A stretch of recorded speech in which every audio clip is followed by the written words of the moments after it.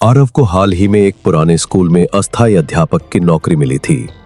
School पहाड़ियों के बीच था, जहां केवल 2 कमरे बचे थे, एक क्लासरूम और एक ऑफिस। बाकी इमारतें जर्जर हो चुकी थी। पहले दिन हेडमास्टर ने बस एक चेतावनी दी, शाम 5 बजे के बाद स्कूल मत रुकना। कांच की घंटी बजने लगे तो फौरन निकल जाना।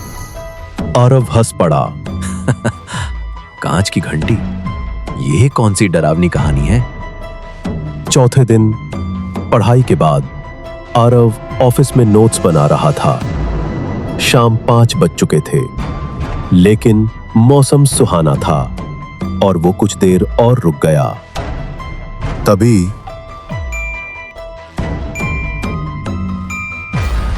एक हल्की सी कांच जैसी घंटी की आवाज आई। आरव चौंका। हाँ, कोई खेल रहा होगा, सोचकर बाहर निकला। स्कूल के पीछे की ओर झाड़ियों के पार एक पुराना झूला झूल रहा था और वहां बैठी थी एक 8-9 साल की लड़की, सफेद फ्रॉक, बिना जूते, और उसके हाथ में एक पारदर्शी कांच की घंटी थी। तुम कौन हो? यहाँ क्या कर रही हो? आरव ने पूछा। बच्ची मुस्कुराई। उसकी आंखें बिल्कुल सपाट थीं, जैसे कोई भाव नहीं। मुझे घर जाना है सर, छोड़ देंगे? आरव ने उसका हाथ पकड़ा और कहा, आओ, तुम्हारे माँ बाप कहाँ रहते हैं? जैसे ही उसने बच्ची का हाथ पकड़ा, एक सर्द हवा चली और स्कूल की सारी लाइट्स झपकने लगी। रुको! एक बुजुर्ग की आवाज आई। स्कूल का पुराना चपरासी दौड़ता हुआ आया। उसे मत छुओ, वो इंसान नहीं है। आरव ने देखा, बच्ची का चेहरा अब विकृत हो चुका था।